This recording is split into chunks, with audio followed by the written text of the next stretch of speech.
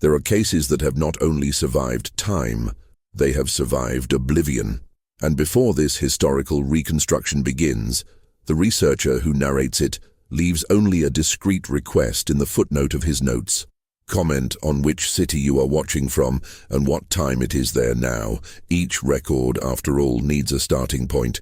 Between late September and early October 1891, when the wind was already blowing dry across the hills of northeastern Tennessee, a silent episode took place in the Coldpine Ridge region, a place known more for its ancient trees than for any human mark.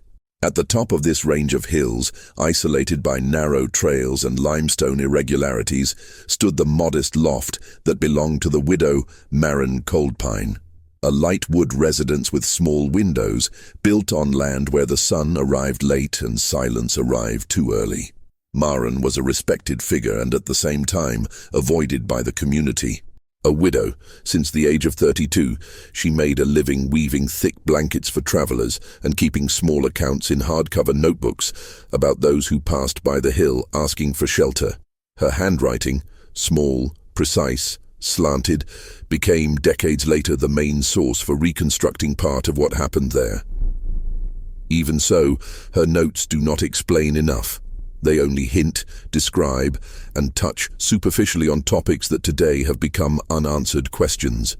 It was in this setting that, according to Hancock County records, a group of 39 travelers ascended the trail that led to Widow Coldpine's loft. They were not an organized caravan.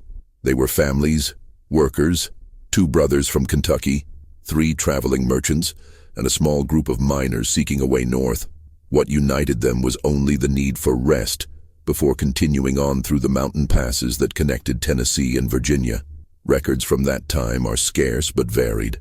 A letter recovered in 1937 mentions a house on top of the hill where the wood never seems to dry completely. A statement preserved in the county court speaks of a serious but honest lady who offered bed and hot water to those in need. In other documents, the loft appears as a point of reference, not a destination, an occasional shelter, nothing more. But winter that year began earlier than expected. The nights grew long. The fog crept up the slopes in almost horizontal movements, and the fires that marked the trails grew weaker. Witnesses say that between September 26th and October 3rd, it was common to see the shadows of travelers climbing the hill with packages, blankets, and lanterns. Many of them were identified as part of the group of 39. However, despite the recorded movement and the visibly marked trails, one detail in the archives troubles all researchers who would revisit the case decades later. There is no record of their departure. No note from Maren Coldpine, no letters sent by the travelers after their stay, no subsequent testimony of their passage through the neighboring county. The 39 travelers arrived at the loft, that is indisputable, but as far as we know, they were never seen again. A document from 1904, signed by one of the officers responsible for the initial investigation, contains the observation that would become the gateway to this historical mystery. We found 3 empty camps, still organized, with no signs of escape, violence, or return. The fires were out, but still set up. The clothes were folded. The pots were clean. This contradiction, the presence of intact routines and the absence of people, is the first foundation of the doubt that would linger for more than a century. The researcher who pieced together these fragments summarizes the beginning of the case in a few lines. Everything was where it should be, except those who should be there.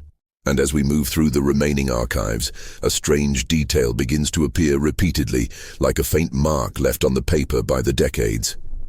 The widow Coldpine's loft is mentioned, but never described inside, as if everyone who mentioned it did so only from a distance. It is in this architectural silence, and in the absence of the 39 travelers, that the mystery begins. The routine that preceded the disappearance of the 39 travelers can only be reconstructed from fragments, loose notes from the widow Maren Coldpine, scattered comments in letters sent from neighboring towns, and a few testimonies preserved in the county archives. Still, when these traces are pieced together, they form an almost palpable picture of life on the hill during the last weeks before the disappearance. The travelers did not arrive together but gathered over 3 or 4 days, driven by the same circumstances. the early cold, the flooded trails, and the need for shelter until the weather allowed them to continue their journey. Many were strangers to each other, but they shared the common sensibility of long journeys. Tired bodies, hands marked by effort, and eyes that search for the promise of rest in any glimmer of light from a window. According to Maren Coldpine's ledger, a blue notebook, now partially faded, the first guests to arrive were Thomas and Eli Rudd, brothers from Kentucky, who recorded their intention to seek work in mines to the north. Next came two families, the Weatherbys, with 3 small children, and the Doyles, fresh off a plantation in Virginia. Later arrived the itinerant miners, the merchants, and finally 2 young men on their way to Bristol, carrying only blankets and a violin wrapped in thick cloth. Daily life in the loft seemed, at least at first, peaceful. Maren served hot soup to the new arrivals, distributed blankets, and showed them where they could set up small camps around the house. Some travelers preferred not to sleep under the same roof, either for privacy or out of habit. Later testimonies described the widow as a quiet woman, with precise gestures, always wrapped in dark shawls and looking more at the floor than at those who spoke to her. Still, no one described her as hostile. On the contrary, many remembered her as someone who offered help without question, as long as she was not treated with excessive intimacy. The travelers, united by circumstance, created a routine of transition there. The children played near the larger rocks. The men checked their equipment and discussed possible routes to avoid storms, and the women sewed, mending clothes worn out by the journey. At night, when the light from the lamps danced softly against the boards of the house, it was common to hear low conversations, road stories, and family tales. The young man from Bristol played his white violin twice, according to the account of one of the Weatherby children, recorded years later in an unexpected testimony. But while the coexistence seemed peaceful, small details began to bother some of the travelers. Details so minor that, at the time, no one thought them relevant enough to note. Decades later, however, these same details became essential to understanding the silent tension that was building. The Doyle family reported that, on the last nights of September, fog enveloped the loft in an unusual way. It wasn't just thick, it was static, persistent, as if it remained in the same spot for hours, preventing anyone from seeing more than a few steps ahead. The itinerant miners noticed that the sounds of the forest seemed rarer than usual.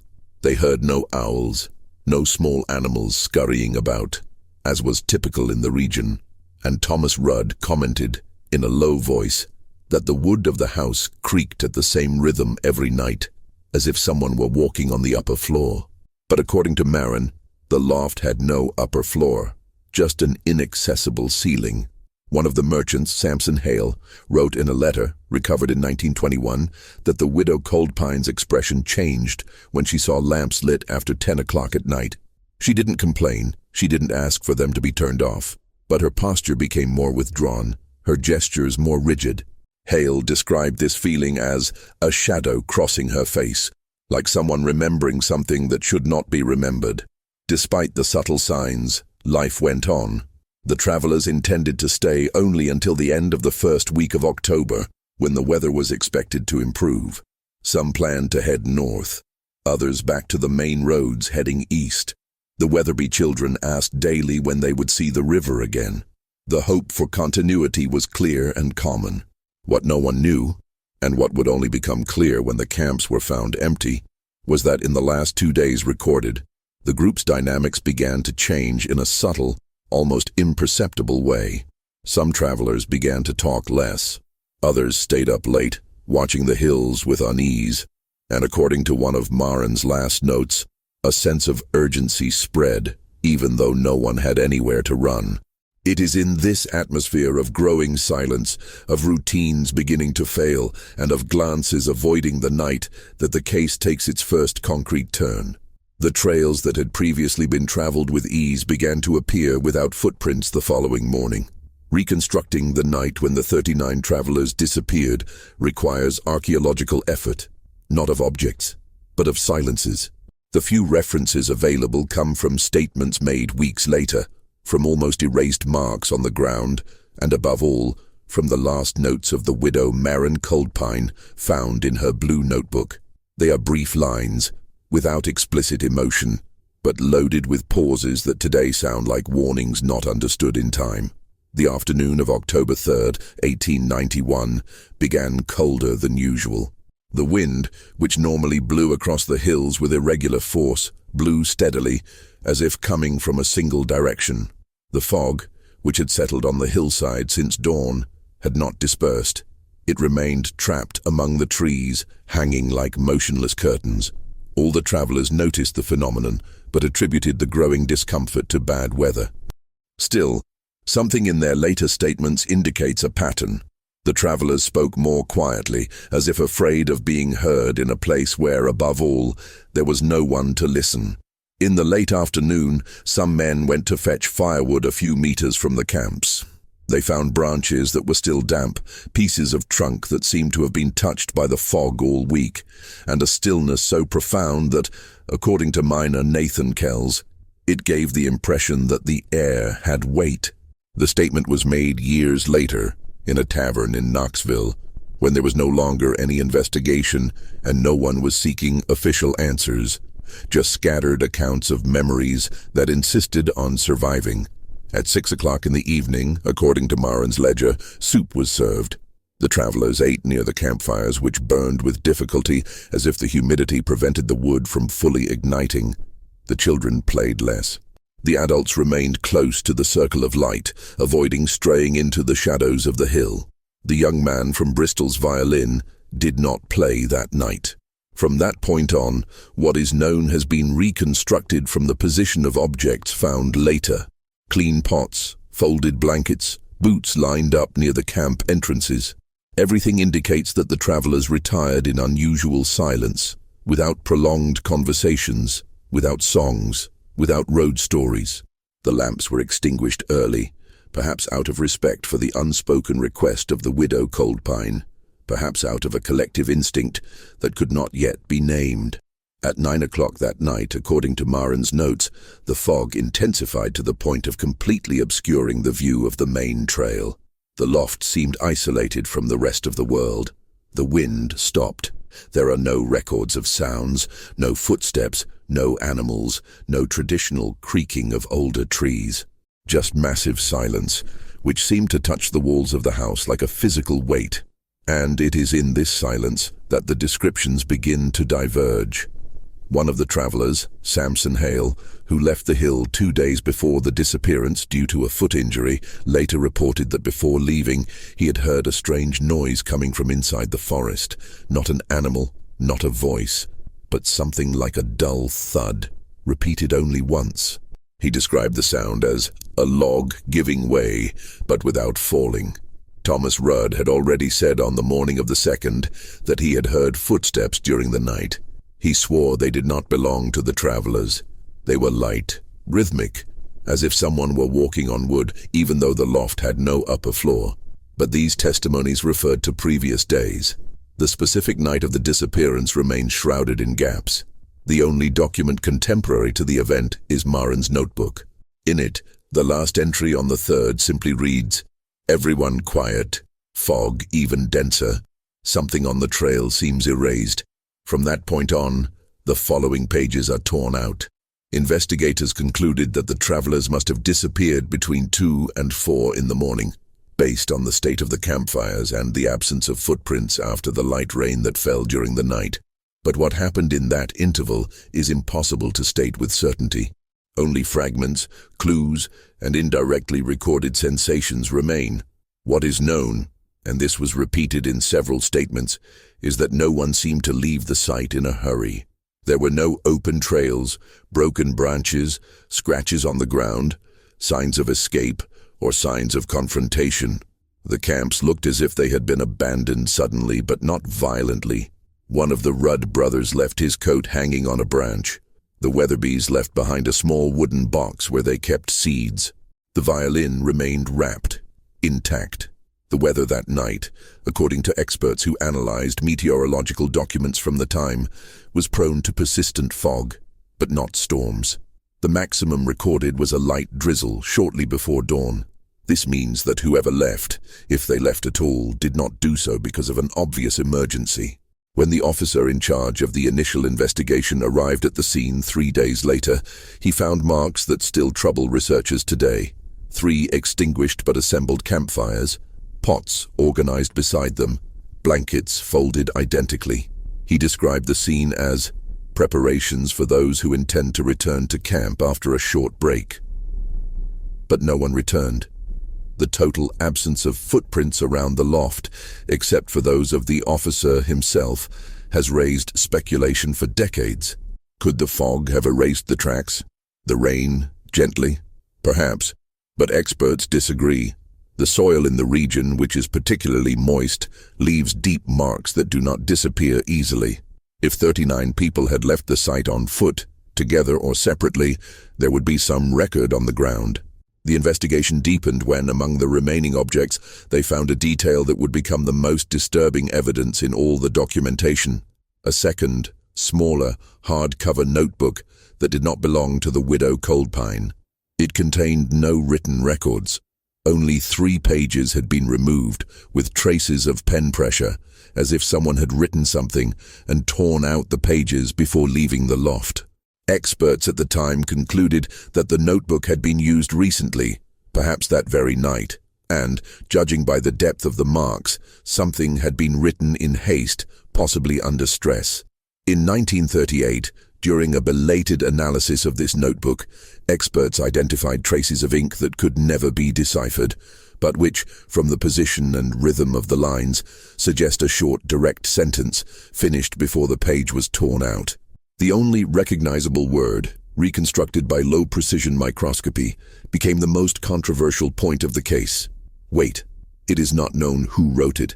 It is not known for whom. It is not known why. What is known is that it was the last human action recorded at the site before the 39 travelers disappeared completely. And it is from this word, as simple as it is devastating, that the enigma enters its darkest phase. The discovery of the empty camp spread throughout the Coldpine Ridge region with the speed of news that carries unease. The officer who climbed into the loft on the morning of October 6th came down in silence, without making any explicit assumptions. But his expression, according to reports recorded in the county, revealed more than words could say. Upon arriving in the village of Pinehook, he simply repeated that there was no one there, and there was no reason for anyone not to be there. The community, accustomed to travelers passing through and stories of hardship on the roads, reacted first with disbelief, then with fear. Many initially believed that the group had continued their journey before dawn. Others assumed that the dense fog had confused them, leading them down side trails. However, as the days passed and none of the 39 travelers were seen in neighboring towns, questions began to pile up. The widow, Maren Coldpine, was questioned twice. She sat before the authorities, her hands on her dark shawl, and answered objectively. She said that the travelers were quiet, that the fog had remained, and that she heard nothing after the lamps were extinguished. Her demeanor was calm, but according to one of the officer's records, there was a kind of fatigue in her eyes, as if she already knew that her words would be insufficient. In the days that followed, improvised search teams combed the hillsides. They followed the main trails, skirted the river to the north, examined crevices between rocks and small caves. Nothing. No torn fabric, no recent footprints, no abandoned objects other than those already catalogued in the camps. The complete absence of traces turned the investigation into perplexity. Meanwhile, rumors began to circulate, as always happens when the facts refuse to offer clear answers. Some said that the travelers had been led astray by the fog. Others claimed that a group of outlaws might have passed through the region, although no marks, footprints, or signs of violence were found. There were even those who mentioned old stories about the hill, but these speculations were dismissed by the authorities, who insisted on keeping the case within the realm of the plausible. What remained then were small fragments recovered from personal records. Years later, a Weatherby child told Bristol police that he remembered very low lights in the fog, like distant lanterns. One of the miners in a later account said he heard someone walking near the camp shortly after midnight, light footsteps, which he believed to be one of the children. But none of the children had left the tents that night, as their parents reported before they disappeared. Gradually, the investigation began to focus on one specific point: the widow Coldpine. Not because she was directly suspected, but because she was the last person known to have seen the group. Her notebooks, which served as the primary source for understanding the travelers' routine, began to be examined in detail. And it was during this analysis that a discreet but deeply significant revelation emerged. On the pages preceding the tear-outs, Maren's small, slanted handwriting contained an almost imperceptible note written in the lower corner. They asked for guidance. I didn't have any. This sentence, as simple as it was devastating, reignited the investigation from another perspective. It was not a confession, nor a denunciation. It was a lament. It suggested that at some point before their disappearance, the travelers had sought some direction from her, perhaps about the trails, the weather, or the fog itself that refused to dissipate. And she, alone for years on that hill, had no answers. For some historians, this note is the emotional turning point of the case, not because it explains the mystery, but because it reveals the humanity of someone who silently carried the weight of having been the last point of reference for a group that never returned. Other clues emerged in the weeks that followed, but all were ambiguous. A handkerchief found at the eastern edge of the trail, which may or may not have belonged to one of the travelers. A deep mark in the ground that looked like a footprint, but was not clear enough to be identified. A recurring rumor that 3 men had been seen walking east, near the river, but with no documentary confirmation. Nothing conclusive. Over time, the searches were called off. The case remained open for 9 years, then was filed away as a collective disappearance under unknown circumstances. The families waiting for news left letters at the local post office, many of which were never picked up. Maren Coldpine continued to live in the Loft until 1903, when she moved to Bristol, where she died quietly 2 years later, without ever making another public statement about that night. But there is one last detail, found much later, that cast a pale shadow over the investigation. In 1929, when the Loft was dismantled during the expansion of a new trail, a narrow, unlisted space was discovered under the floorboards. It was not a basement, just a cavity between the earth and the boards, as if it had been used to store old objects. Inside this space, they found a single piece of wood, partially burned, with lamp marks and a streak of soot that did not correspond to any fire recorded at the time. Analysis suggested that the wood had been used as a writing surface, perhaps a makeshift blackboard, and beneath the soot, faint traces of an incomplete inscription were identified. The word, deciphered by experts, though fragmented, eerily echoed the contents of the notebook found weeks after the disappearance. Wait. The similarity did not go unnoticed, and for many, this coincidence, 2 incomplete messages with the same root, turned the case of the 39 travelers into an even deeper enigma. Perhaps it was just a casual repetition, perhaps not. When the final report was written, the person responsible for the analysis concluded with a sentence that researchers still debate. Someone tried to warn us. We don't know who, we don't know when, and it is at this point, at the border between what is known and what remains only suggested, that the case enters its final layer of silence. Decades have passed since the 39 travelers climbed Coldpine Ridge for the last time. Most of the original documents have been lost to moisture, municipal fires, or the simple wear and tear of time. The few remaining notebooks of the widow Maren Coldpine have been preserved with extreme care, although today they have worm-eaten edges, brownish stains, and illegible passages. All that survives of that episode exists only as fragments, echoes of lives that have faded away without a trace, but which insist on remaining part of the silent memory of the region. Upon revisiting this scattered archive, decades after the case was officially closed, the researcher finds not answers, but successive layers of absence. Each document, each forgotten testimony, each catalogued and then neglected object reinforces the same feeling.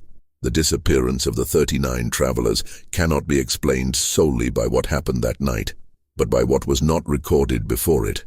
Part of the story is lost precisely where it should have begun.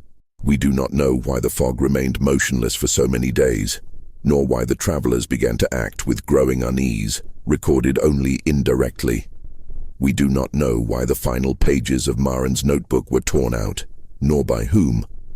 We do not know who wrote the word "wait", nor whether the warning was intended for the travelers, for Maren herself, or for someone who has never been identified.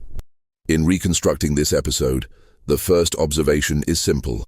Silence is the main character in the narrative, a silence that grows, occupies the slopes, invades the camps, penetrates routines, and finally erases human presence without leaving clear signs of movement.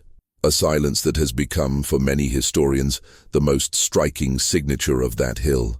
Over the decades, Pinehook has changed, roads have been paved, and the trails of Coldpine Ridge have lost some of their rugged incline. But there are records that, until the 1950s, long-time residents still avoided climbing the hill at dusk. Not out of fear, but out of respect. There was a feeling that the place carried a kind of memory that could not be disturbed, as if the absence of travelers had become part of the land itself. In his final notes, the researcher writes that the case is remembered not only for the lack of explanations, but for the delicacy of the small traces left behind.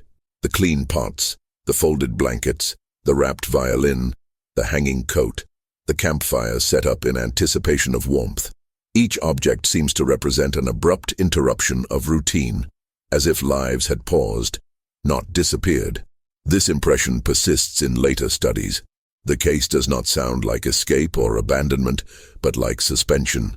In the preserved accounts of the region's inhabitants, the figure of Maren Coldpine remains central, not as a suspect or culprit, but as an unwitting witness to something she did not understand.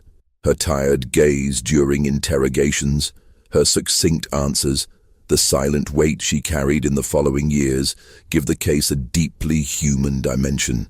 Without her presence, the narrative would be just an enigma.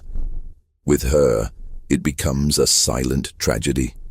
The most striking revelation, and perhaps the most human, comes precisely from this woman who saw the travelers arrive but did not see them leave.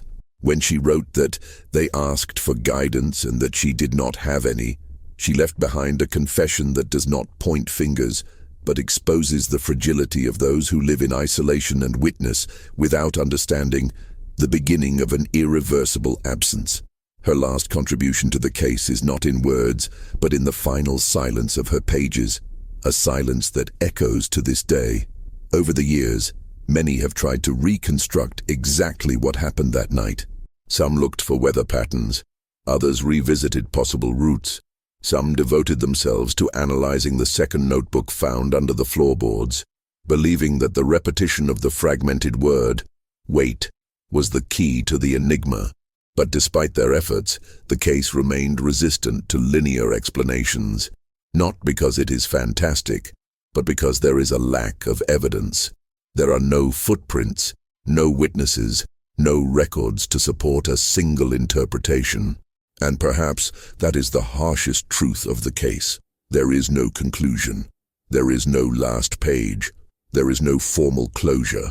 There is only a sum of gaps that together create the impression that something dissolved in time without leaving enough physical traces for complete understanding.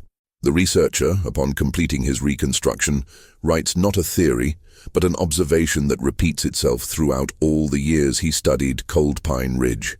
Their absence is more solid than any presence we could describe. In the archives, this sentence appears underlined by a trembling hand, perhaps from fatigue, perhaps from resignation. It encapsulates not only the case, but the feeling it evokes, that some stories remain whole precisely because they cannot be explained. These are stories that resist the light, that survive because they are incomplete, that become silent reminders of all that is lost when time erases witnesses. Closing the last notebook, The researcher, now advanced in age, leaves a final note, not intended for official reports but for anyone who, decades later, still seeks to understand the disappearance of the 39 travelers. The note is brief, written with the simplicity of someone who knows the weight of unanswered questions. Perhaps we will never know what led them to disappear, but we know for sure what they left behind, a silence that does not fade. And it is this silence, dense, absolute, permanent, that ends this story. And it leaves the viewer exactly where all the files end, facing the nothingness that remains.